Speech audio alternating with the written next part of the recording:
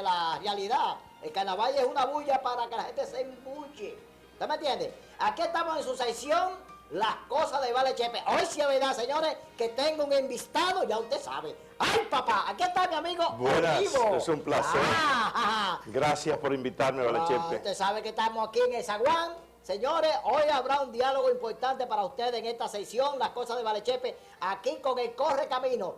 El Correcamino y el burro mío van igualitos, ya usted sabe, huyendo los dos, y eso que no respetan malla. Óigame, Olivo, yo quisiera, antes de nada, decirle que esta sección está a la orden, cuando usted lo desee, que traiga sus temas importantes como el que usted trae esta noche. Nos sentimos honrados al compartir con usted en este interesante programa, muy visto, por cierto, y usted es el showman del programa. No, estamos aquí para decirle a la gente de Santiago que en el Correcamino las cosas que siempre trajemos aquí, ¿qué se dice? Traemos. Bueno, es lo mismo, que nosotros aquí trajemos siempre cosas buenas y cosas de importancia para la familia. Hay algo que me está inquietando y que lo estoy viendo y que es un asunto raro, como que la familia se está dividiendo. No sé cuál es el factor, pero la familia se está dividiendo. Hay múltiples factores, Vale Chepe, que están deteriorando la familia. Entre ellos podríamos mencionar la transculturización, es decir, transculturización, las culturas que traen los Dominican Joy y esa gente de fuera, que no es la misma cultura nuestra. No, porque imagínate, de antes yo, por ejemplo, un muchacho de antes no podía ponerse un areste. Y nuestra familia está precisamente, eso es transculturización. La familia está asimilando esas culturas extranjeras, la alejada de la realidad y de la vivencia práctica de la familia latina. Exacto. Y eso está socavando y minando la familia, entonces, entre otras cosas. Claro, yo sé, porque por ejemplo, dentro de lo que, por ejemplo, de la música, ahora la transculturalización, como usted dice, la transcultura, también ha traído como consecuencia que aparte de los aretes, de la pelá rara, una pelá rara que se dan también, y que se ponen aretes aquí hasta en la nariz, ¿usted me entiende? Detrás de eso anda también una música rara también. Bueno, porque hay una mezcolanza. La música tiene un efecto especial sobre la mente. Sí.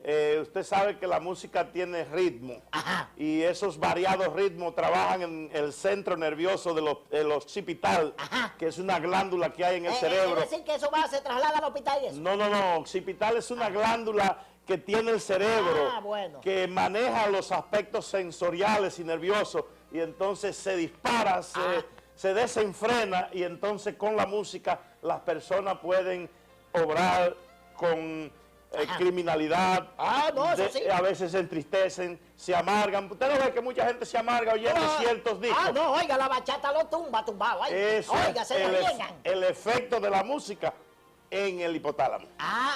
¿Qué? Hipotálamo. Oigan eso, qué palabrita hipotálamo.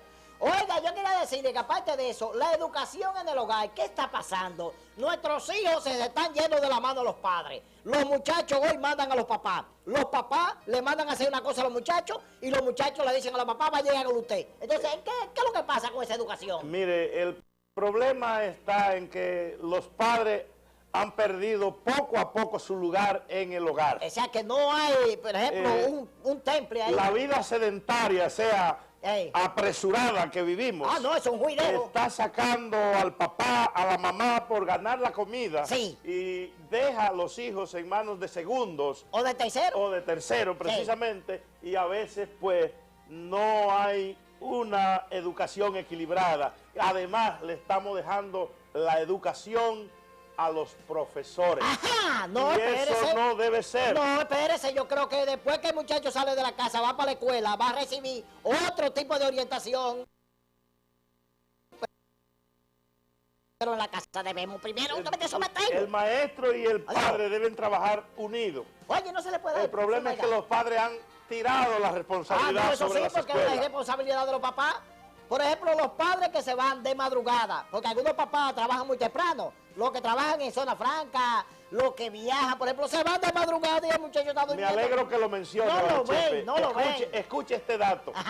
Se calcula que en la vida moderna los padres no le dan semanalmente 24 horas a los hijos en la semana. No creo. No le dan un día completo. No se la dan, no.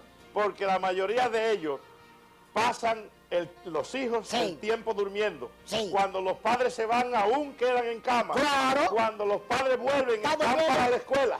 Sí. Y cuando los padres vuelven a irse, los hijos están durmiendo solos. Claro, otra vez. Y cuando retornan, ya lo encuentran acostado. Claro. Es decir, no se cena juntos, no se come juntos, no hay diálogo en la familia y hay una especie de círculo vicioso en la educación y está en manos de sirvientas, de nanas, de abuelas que no han sido... ¿Qué es lo que es nana? Nana le llaman a la que cuidan los niños. Bueno, no, porque aquí le nana otra especialmente cosa. Los niños de biberón. Bueno. Que usan biberón. Entonces, quiere decir que la educación se le está saliendo de la mano a los padres por un asunto de irresponsabilidad. En parte. Porque, bueno, espérese, diante yo, por ejemplo, me levantaba temprano, pero yo lo primero que hacía era, no, ¿usted me entiende? Antes de irme para el conuco, váyase la mano, papá. Sí, y papá. No solamente eso, Valechepe, y me lo llevaba también en los tiempos que usted se crió y que yo me crié, los padres nos enseñaban algo de Dios. Y hoy Dios ha salido de la familia. Oiga. Déjeme decirle esta experiencia. Sí. Oí una vez una historia, o leí, de una niña que en el comedor un día de sorpresa le dijo al papá, papi, Dios murió. ¿Cómo? Y el papá le dice, ¿cómo tú dices semejante cosa, hija? Dice, papi, es que aquí tanto tiempo que no se habla de Dios que yo pienso que ya murió. Es decir, que ya el Señor... Que ya en los hogares no se habla de Dios. Entonces quiere decir que si no tenemos a Jesucristo como, por ejemplo, la persona que debe estar en el centro de la familia. El eje de la familia es su creador. Claro. Y Dios es el autor de la familia. Porque Él fue que unió al hombre y a la mujer. Precisamente. Entonces quiere decir que hemos dejado al Señor fuera de lo que es el matrimonio, de lo que es el hogar. Hemos hecho las cosas al revés. Que este libro, la Biblia, ahora, ¿quién está haciendo ha salido de la familia. Eso. Hay uno que está haciendo eso. Bueno, el enemigo de Dios y del hombre. Sanquipalo. Le dicen Sanquipalo en algunos campos, pero su verdadero nombre es Lucifer o Satanás. Satanás, sí. Entonces es encargado a través de los seculares, porque es otra cosa también. De los seculares. Seculares. Es lo mismo, eso, la cuestión es que la gente anda, por ejemplo, con eso para arriba y para abajo. Juegan Nintendo. Eso es un celular. Yo pensaba que usted hablaba de las cosas comunes, que la llaman seculares. No, de celular es que se usa celular. Mucho. Oiga, eso ocupa el primer lugar en una casa. Del niño, de la mamá, del papá, del abuelo. El celular ocupa el primer lugar. No vaya usted que se ha descubierto científicamente que el celular puede producir cáncer del occipital, del abuso. ¿De qué? Del occipital, es una parte del cerebro aquí donde se alojan y terminan los nervios del ojo. De tanto ver televisión y oír y recibir radiaciones del celular, el cerebro puede inflamarse. Ahí vienen tumores. Y causar tumores. Pues mire, yo le voy a decir una cosa. Yo lo que estoy viendo es que nosotros vamos por un camino totalmente equivocado. Mire, dado que en televisión el tiempo es corto. Y la violencia, por ejemplo, en la televisión, que los papás muchas veces se van, los papás se van, y los muchachos comienzan a ver televisión, oiga, a diestra y siniestra. Otro factor de descalabro. Ven películas pornográficas, ven películas de violencia, ven películas como malignas. Mire, déjeme darle un dato. Déjeme darle un dato para su información. Sí. Se calcula que en la vida actual, un niño entre los 4 años y los 15 va a haber 16 o 20,000 crímenes en esos cortos 10 años. ¿Cómo? De 16 a 15,000 crímenes, porque ellos pasan diariamente sin control de los padres. ¿Qué control? En las películas viendo hasta 10 crímenes por hora en las televisiones. Oigan eso, señor. Por eso yo recomiendo a los padres no que saquen el televisor, sino que lo sepan usar, lo controlen y lo manejen, porque la violencia, el crimen y el robo y las drogadicciones que hoy tenemos se deben a esas cosas que los niños ven sin control. Y recuerde que la mente del niño es como la esponja, absorbe todo. Y él quiere imitarlo también, imitar todo lo que ve. El niño repite lo que ve. Pero los papás como el tiempo es tan corto en televisión, ¿usted me permite leer un pasaje de este libro? Sí, léalo. Mire, aquí hay un texto que yo quisiera que los esposos le hicieran caso. Está en la palabra de Dios, como usted dice, en el libro de Gálatas, que es una carta del apóstol San Pablo, y dice el libro de Gálatas, capítulo 5, dice, someteos unos a otros, las casadas estén sujetas a sus maridos, y los maridos amen a sus esposas. Claro que sí. Eso dice este pero santo no libro. hay amor. Ahora lo que el amor y el interés se fueron al campo un día y más pudo el interés que el amor que le tenía. Entonces yo les quiero decir, amigos televidentes, que debemos ponerle atención a la familia. Debemos concentrar todos nuestros esfuerzos, no solamente monetarios, sino también intelectuales, vean, de custuple. Póngale atención a los hijos, que esos son el futuro de mañana. Esos son los que lo van a ver usted mañana cuando sea anciano, ¿eh? Y nada más de entropelía en un celular y una corredera para allá. Póngale atención a la familia, porque este es el caso de que hoy la familia está más desunida. Una última exhortación para Dino ya. ¿Qué debe hacer la familia para unirse de nuevo? Bueno, una exhortación final. A mí me parece que debemos volver a los fueros antiguos, ay, sí, a las viejas costumbres. Claro que sí. Esa costumbre de mamá con los hijos y papá, ay, sí. que se ha perdido. Sí. Y los padres deben ser amorosos, simpáticos con sus hijos. Hay una palabra que se ha perdido de la familia. Sí. Esta es gracias, por favor, gracias. Eso ha desaparecido del hogar. Voy a decir una cosa. Hoy se habla a virotazo y a golpes. ¿Y cuál es su nombre en la casa? Bueno, en la casa a mí me dicen León. Ajá, sí. ¿Y en la calle? Adiós, luz de la calle. O amable. O amable, o amable. Oigan eso, León, en nombre la de la casa. Y amable en la calle. Ay, entonces, eso no debe ser. No se arregla sea amable en su casa y un león en la calle buscando el pan de los hijos. Claro, la comedera. Hasta de ahí después, señores, gracias por habernos visto esta noche en su sesión Las Cosas de Vale Chepe. Muchas gracias. Dale para allá, chino. ¡Uepa! ¡Ay, papá! Bien, amables televidentes del show de Tineo, buenos días para todos en esta semana mayor, buenas tardes para todos, buen provecho en esta semana que se conmemora la muerte y la resurrección de nuestro Señor Jesucristo. Estamos realizando un programa especial para todos nuestros amigos televidentes en esta semana de reflexión. Esta es una semana en que todos los dominicanos debiéramos estar pensando en el sacrificio que hizo nuestro Señor Jesucristo en la cruz del Calvario. Una semana para que reflexionemos, para que estemos en familia, para que busquemos de las cosas que a Dios le agradan. Por eso, gentilmente, el productor de este programa, el señor Tineo, ha ofrecido el espacio para que se haga de manera especial un programa de recordación a lo que fue este hecho histórico de la muerte de Jesús.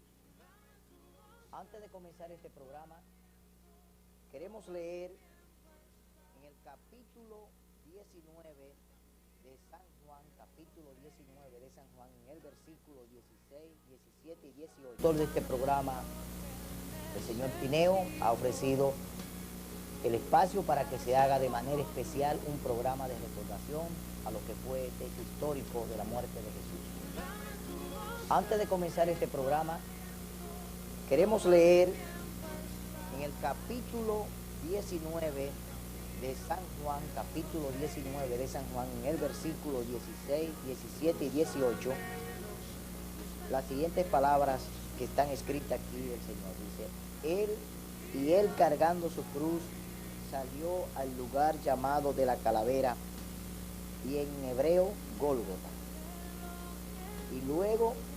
Y allí le crucificaron con él y a otros dos, uno a cada lado y Jesús en el medio. Aquí estamos hablando de lo que pasó con Jesús cuando fue llevado a la cruz, al Calvario, para ser crucificado por los ladrones. Entonces, hoy tenemos un tema muy importante que queremos desarrollarlo para que ustedes hoy entiendan el porqué de la cruz. Un tema que lo va a desarrollar el señor Olivo, que hoy como invitado en este programa de Tineo. Buenas tardes, señor Olivo, ¿cómo está usted? Saludarle. Es un placer para nosotros. Es un placer contribuir con el amigo Nelson Tineo en su programa para llevar a las personas un poco de historia sobre los hechos que hoy se recuerdan y que esta semana ocupan la mentalidad y la mente de la mayoría de las personas, aunque muchos, la gran mayoría, no están haciéndolo como se debe. Realmente el pueblo dominicano o el mundo se ha dedicado a las cosas del mundo, pues una semana como esta, que puede ser de reflexión para todos los humanos, pues se toma para irse a lugares de esparcimiento, lugares donde van a hacer cosas que realmente no agradan al cuerpo, pero tampoco a Dios, porque allí lo que van es a hacer una serie de cosas que son muy desagradables para Dios. El tema que su servidor y amigos ha elegido, debido a que precisamente mañana se considera que es el día de la muerte de Jesús, hemos considerado hablar un poco de por qué la cruz, su significado ayer y su significado hoy para nosotros. Sí, porque realmente la muerte en cruz era una de las muertes más terribles en el sistema romano. No solo los romanos la heredaron de los fenicios, que son realmente quienes la ponen, la llevan a hacer el arma de tortura para sus enemigos. Y Roma, como en ese periodo de la vida en que Cristo tuvo que morir, era el imperio que gobernaba el mundo, había asimilado de sus vencidos muchas cosas. Y una de las cosas que asimiló fue la tortura en la cruz, porque era la muerte más cruel de la época. Podría compararse hoy con la silla eléctrica, si fuera a hacerse. Así es que, con el permiso suyo, voy a permitirme desarrollar, en base a lo que usted leyó, en este momento haremos tres cosas. En primer lugar, determinar qué es el Gólgota, qué es la cruz, y en tercer lugar, qué simbología encontramos en la cruz que pueden ayudarnos a mejorar nuestras relaciones con Dios. Es un hecho histórico innegable que hace unos 2000 años ocurrió la muerte de Jesús un 14 de Nisan, según el calendario hebreo, que correspondía a un 14 de abril de nuestra época. Es decir, que en la época del calendario Nisan, en esta época entonces corresponde al mes de abril. Al mes de abril. Usted sabe que el calendario hebreo tiene 3 meses de diferencia al calendario gregoriano, que es el que nos rige. Sí. Entonces, con la anuencia suya, permítame hacer una especie de desarrollo, y luego si hay algunas preguntas, usted con mucho gusto yo se las responderé. En primer lugar, queremos decir que el Calvario es un lugar real, histórico, que estaba en las afueras de la ciudad de Jerusalén. La palabra Calvario deriva del latín, que era el idioma que hablaban los romanos. Los judíos, como tenían cierta aberración hacia los invasores, que eran los romanos, lo llamaban Gólgota. En el original romano y en ambos idiomas, hebreo y griego y latín, significa lugar de la calavera. Es un lugar que se le llama así porque la figura de la montaña arriba tenía una apariencia de un cráneo, y entonces se le designó con Gólgota, que significa calavera en el hebreo, y con Calvario. Incluso la etimología de Calvario prácticamente se relaciona con calavera. Y entonces queremos decirle que la palabra cruz se menciona en el Nuevo Testamento 21 o 22 veces en la Biblia, y crucificado unas 30 o 31 veces. Cada vez que se menciona la cruz tiene referencia al sufrimiento, al dolor y a la experiencia del dolor humano, físico y espiritual. Como se le conoce también en la cruz como lugar de reconciliación, porque en la cruz se reconcilia el hombre con Dios a través de lo que ocurrió en la cruz. Y esto es según lo presenta el libro sagrado que tengo aquí en mis manos, el libro de Efesios 2:16, que no vamos a leer por razones de tiempo, y Gálatas 6:14.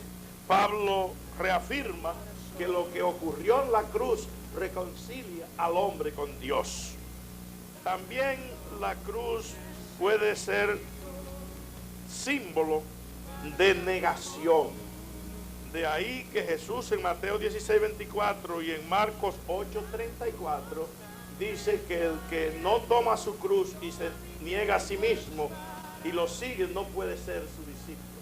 Por lo tanto, la cruz, además de ser un elemento de tortura, un elemento de muerte cruel, tiene una simbología de negación propia del individuo ante Dios.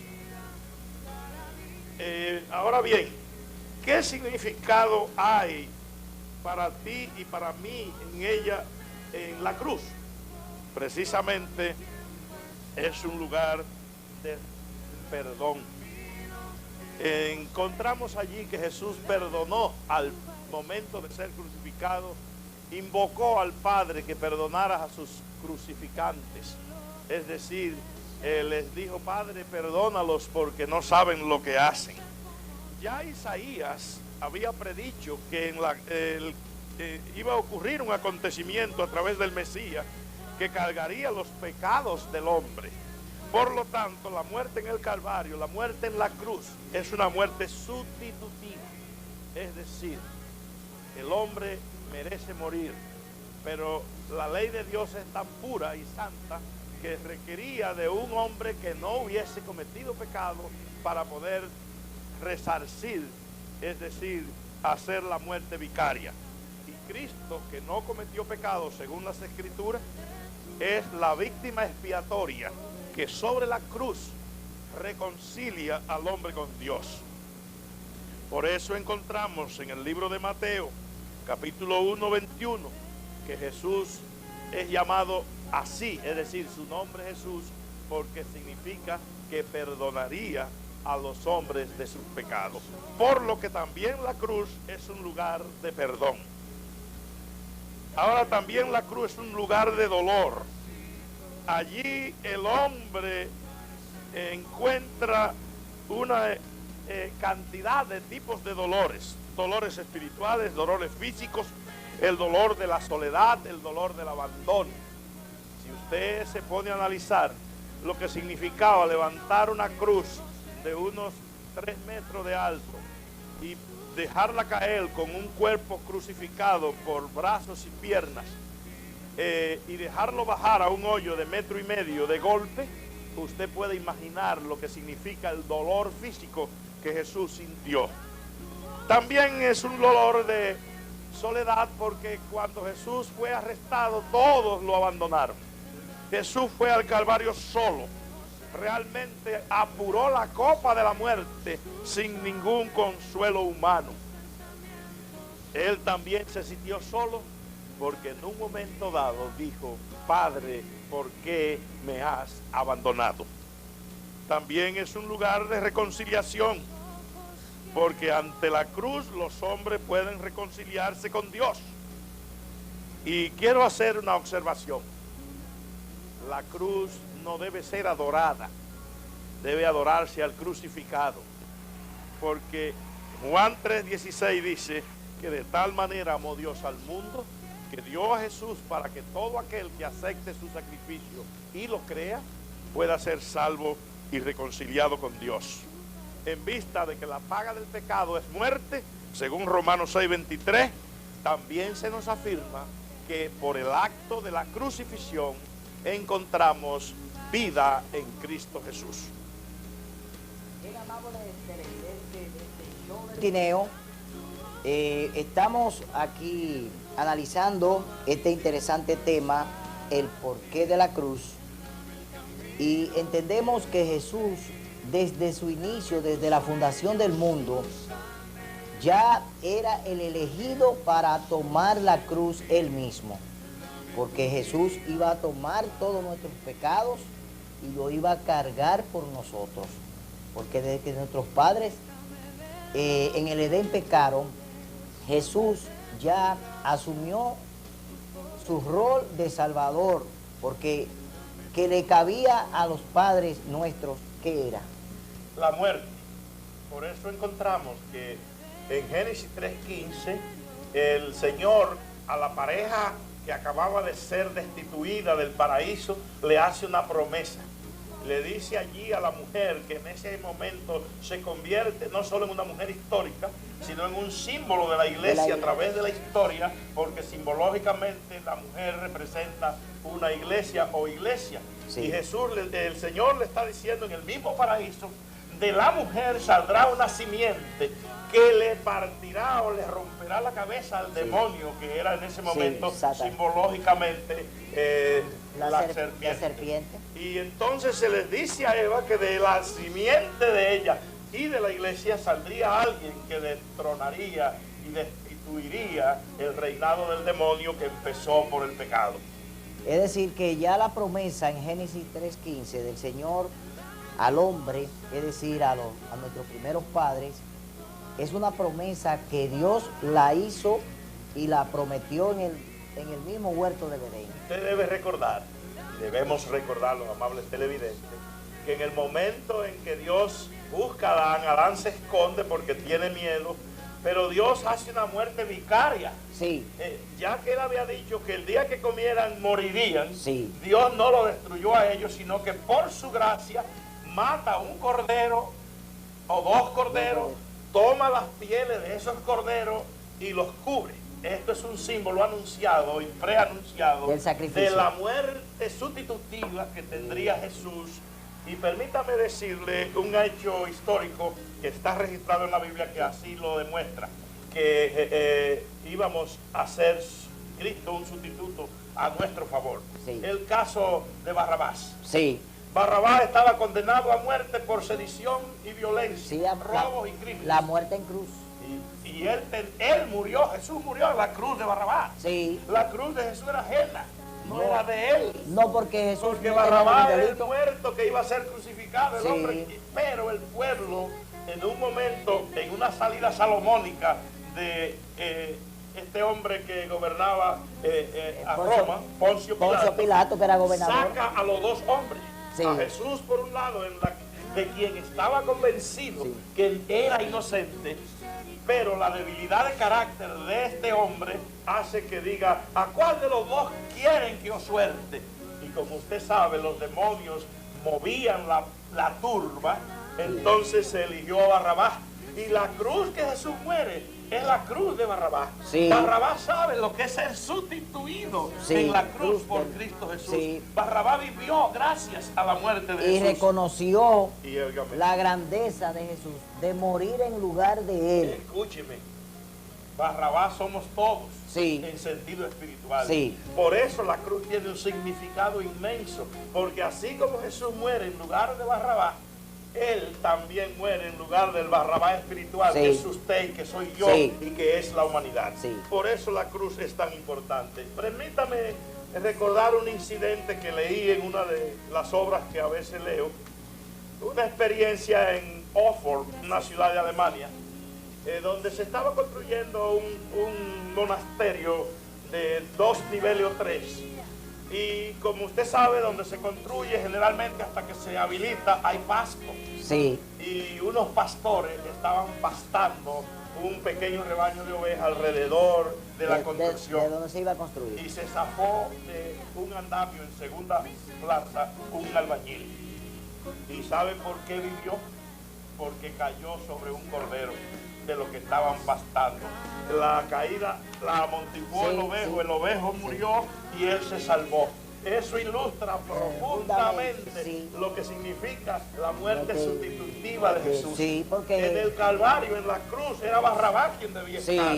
Yo soy que debo estar condenado, pero Jesús como el Cordero amortigua mi vida y me da salvación y vida eterna. Y la sorpresa de Barrabás fue cuando eligieron entre él y Jesús, elegirlo a él para que saliera suelto, y a Barrabás entender cuál era la sustitución que este hombre estaba haciendo ante su delito, porque él sí tenía delito. Ahora, Cristo... Él sabe lo que significa murió por mí. Sí, exactamente, él porque Barrabás reconoció en ese momento cuánto valor tenía Jesús en morir en la cruz del Calvario, sin ningún delito, sin ningún pecado, sin haber cometido nada, ir a morir como el más infeliz de los hombres, en un madero, torturado, como se hacía en aquella época, y morir por nuestros pecados.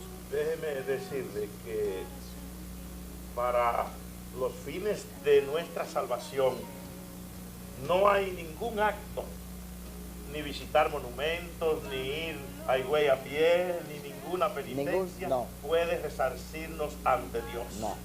Solo la muerte de Jesucristo puede sustituir y pagar lo que nosotros tenemos de deuda. Por ejemplo, el apóstol Pedro, en el libro de los Hechos, en un momento en que las autoridades religiosas de la época, quienes habían contribuido profundamente a la crucifixión de Jesús, lo tomaron preso por estar hablando de Jesús en el templo y lo llevan al Sanedrín, que viene siendo como la Suprema Corte de Justicia de hoy.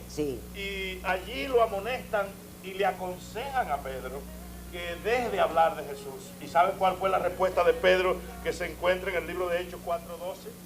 Es menester obedecer a Dios antes que a los hombres, porque en ningún nombre no hay ningún nombre dado a los hombres en el que podamos ser salvos. Amén. Es decir, que el apóstol Pedro, y en la tradición dice que fue el primer director de la iglesia tradicional católica, él reconocía que no habían sacrificios fuera del de Cristo, hecho en la cruz del Calvario, que fuera sustitutivo y válido para ser salvo.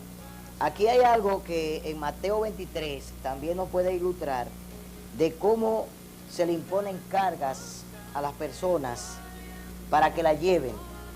Y dice, pues atan cargas pesadas y difíciles de llevar y las ponen sobre los hombros de los hombres, pero ellos ni con un dedo quieren llevarla o moverlas, sino que hacen todas sus obras para ser vistos por los hombres, pues ensanchan sus filiterías y alargan sus flecos de sus mantos, y les gusta ocupar el primer puesto en los banquetes y los primeros asientos en las sinagogas. Eso hay que meterlo en su verdadero contexto, aunque tiene alguna relación. Eso se refiere a que los dirigentes judíos no permitían que otras personas fuera de ellos manejaran los asuntos religiosos, y ellos gustaban de ser los primeros. Se parece a los asuntos de hoy en la vida pública religiosa tradicional. Sin embargo, esto no puede tomarse como el hecho, pero sí resalta que no podemos nosotros resolver cargando nuestras conciencias con si hice o no las oraciones que me señalaron, con si yo dije las Ave María o los Padres Nuestros. Y si hice la penitencia. Oh, sí, no, porque nada de eso me salva. No. Lo que me salva es el hecho histórico que ocurrió en el Calvario hace 2000 y pico de años. La muerte sustitutiva. Porque recuerden, y el derramamiento de sangre. En el Edén, el Cordero murió por Adán. Y hubo derramamiento de sangre. En el Calvario, Cristo muere en la cruz. Y hay derramamiento de sangre. Por este hombre Barrabás, y se derrama sangre. Sí. Porque según el libro de Hebreos, sin derramamiento de sangre no hay perdón de pecados. Por lo tanto, las penitencias no derraman sangre. No. Entonces, nosotros tenemos que aceptar y concluir definitivamente que solo la muerte de Cristo en la cruz paga el precio de mis pecados y de los pecados de la humanidad. Le voy a decir algo. Cuando San Juan el Bautista estaba bautizando, en los tiempos allá, 2000 años atrás, Cristo viene para ser bautizado y San Juan le redarguye y dice, no, yo debo ser bautizado de ti. Pero antes, cuando lo ve venir, en San Juan 1:29, que no vamos a leer por asunto de tiempo, dice, he aquí, refiriéndose a Cristo, he aquí el Cordero de Dios que quita el pecado del mundo. Esto nos muestra claramente que la iglesia cristiana primitiva nunca implementó penitencias, nunca implementó asuntos que no concordaran con las Escrituras, y siempre aceptaron la muerte de Jesús como el único medio para el hombre ser reconciliado con Dios. Y el único sacrificio, porque Jesús hizo un solo sacrificio por toda la humanidad. Es decir, que Jesús se sacrifica una vez en la cruz del Calvario, derrama su sangre, promete salvar nuestros pecados y también dice que va a resucitar al tercer día. Mire, en el libro de Hebreos que Pablo le escribe a la diáspora que se encontraba en Roma, La diáspora significa el éxodo que habían tenido algunos judíos por las situaciones políticas de la época que fueron a vivir a Roma. Él le escribe una carta que llamamos los hebreos. Sí. En otros, algunos dicen que es a los hebreos. Sin embargo, nosotros la conocemos simplemente como el libro de Hebreos. Y en el capítulo 7, verso 25, que no voy a leer tampoco por asunto de tiempo, dice que el sacrificio de Cristo fue hecho una sola vez. Por nuestros pecados. Una sola vez. Es imposible que una persona como Jesús tenga que morir 2 veces o más de una vez, como ocurre hoy en un supuesto sacrificio que se hace, del cual no voy a entrar en detalle por respeto y por principio. Ahora nos vamos, señores, a algo que a ustedes les va a gustar, y es lo que Jesús hizo por nosotros. Cómo se dio Jesús en la cruz del Calvario por ti y por mí. Vamos a ver este interesante video para que veamos si Jesús es mi Señor. Adelante, Marta. Este show de Tineo, un programa especial con motivo de la Semana Mayor. Seguimos conversando con nuestro hermano y amigo Francisco Olivo, que han estado analizando un tema muy interesante, el porqué de la cruz. También vimos un video que quiero que usted se refiera brevemente a lo que usted vio en pantalla ahora acerca de mi Jesús. Un tema muy bonito y muy reflexivo. Quiero decirle que es uno de los videos que más se acerca a la realidad que yo haya visto en mi larga vida en estos menesteres, que tengo 39 años luchando con estos asuntos. Todos los demás son muy considerados, pero este es el que más se acerca a la realidad. Quiero decirle que históricamente y el hecho como tal es mucho más cruel de lo que usted vio ahí. Sí. Porque solo basta con decirle que la ley judía permitía flagelar a un individuo, es decir, a golpearlo con un látigo con 7 flecos llenos de hierro, plomo, colmillos de jabalí, metales amarrados, que cuando pegaban y cruzaban y eran jalados, te enredaban y te mesaban, es decir, te arrancaban literalmente carne. Ahí que se da el caso de desgarramiento de la piel. De la piel. O sea, de la carne. Sí, y eso se permitía 40 veces menos 1, es decir, 39 veces. Y debemos recordar que Jesús fue flagelado 2 veces. 2 veces. Fue flagelado por Pilato, que lo mandó a flagelar. También. Y fue flagelado cuando fue llevado a Herodes. También. Que lo mandó a golpear incluso. Y le puso un manto. Y le puso un manto y se burlaron de él. Allí fue donde le pusieron la corona de espina. También. La Biblia presenta que Jesús fue mucho más maltratado de ahí por las costumbres y la ley de la época. Y además dice que él fue mesada su barba. La palabra mesada significa que el látigo lo enredó, lo arrancó y le llevó parte de la barba. De la barba. Es decir que fue cruelmente azotado. Y permítame decirle que aunque ese hecho bárbaro a nuestra vista y humanamente era la única manera de poder resarcir el pecado ante Dios, porque la ley de Dios es tan sagrada y tan justa que solo la muerte de un justo podía vindicar el hecho y cubrir eso y cubrir la falta. Y voy a decirle algo para las personas que me están escuchando: solo basta el acto de Barrabás de ceder la cruz de él a Cristo, es decir, aceptarlo. Si Barrabás se opone y dice, no, el condenado soy yo. Porque ¿cuál es el delito de ese hombre? Ninguno tenía Jesús. Ninguno. Barrabás era el que iba a morir. Si él dice, no, yo voy a pagar mi culpa, él no hubiera sido lo que la tradición lo presenta como alguien que se arrepintió y llegó a ser Ben-Hur. También. Un hombre, un héroe judío. Que fue un gladiador romano o contra los romanos. Luchó después, supuestamente, una tradición, eso no está en la Biblia. Supuestamente él se convirtió viendo lo que Jesús hizo por él y llegó a ser un luchador llamado Ben-Hur, que fue más tarde conocido históricamente, según la tradición, antes como un opositor a la invasión romana. Le cambiaban antes los nombres a los gladiadores. Cuando llegaban en Roma. Sí. Pero los judíos generalmente mantenían su tradición, y usted sabe que Roma era el imperio que gobernaba. Sí, el mundo entero. Y los judíos se sentían oprimidos. Y se dice que Barrabás se convierte en Ben-Hur, acepta el cristianismo y lucha contra los judíos. Pero lo que me interesa no es ese hecho, sino la aceptación de él sobre que Jesús muriera en la cruz que le pertenecía. El condenado a muerte es el hombre, el pecador, el Barrabás espiritual. Somos yo, nosotros. usted, el mundo. Somos nosotros. Y a menos que el mundo acepte la muerte de Cristo en el Calvario como su sustituto ante su deuda ante Dios de muerte, no podremos ser salvos.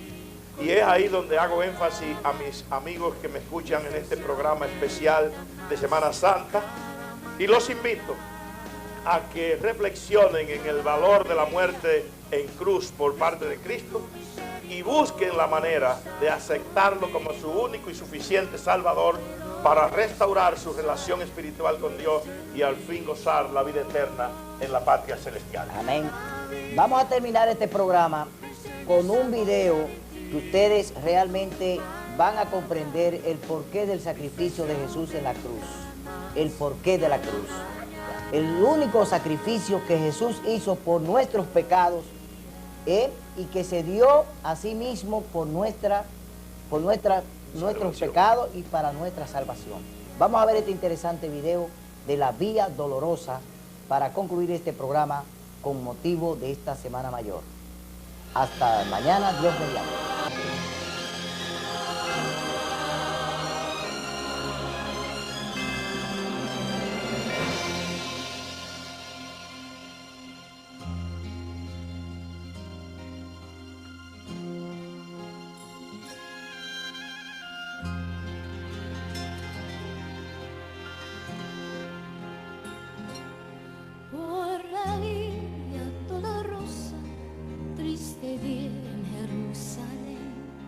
Los soldados le abrían paso a Jesús,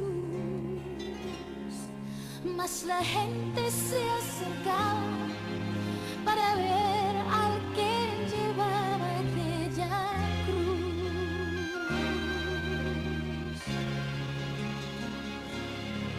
Él sangraba por los golpes que en la espalda recibió. Con espinas coronado fue el Señor, y con cada paso vio el desprecio de la gente que amó. Por la vía dolorosa, que es la vía del dolor, como oveja vino Cristo, Rey Señor.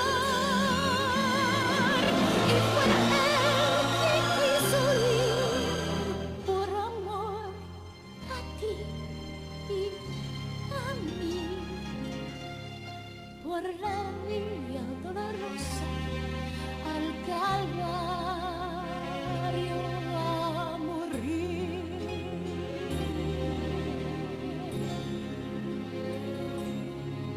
Por la vía dolorosa, triste día en Jerusalén, los soldados le abrían paso a Jesús,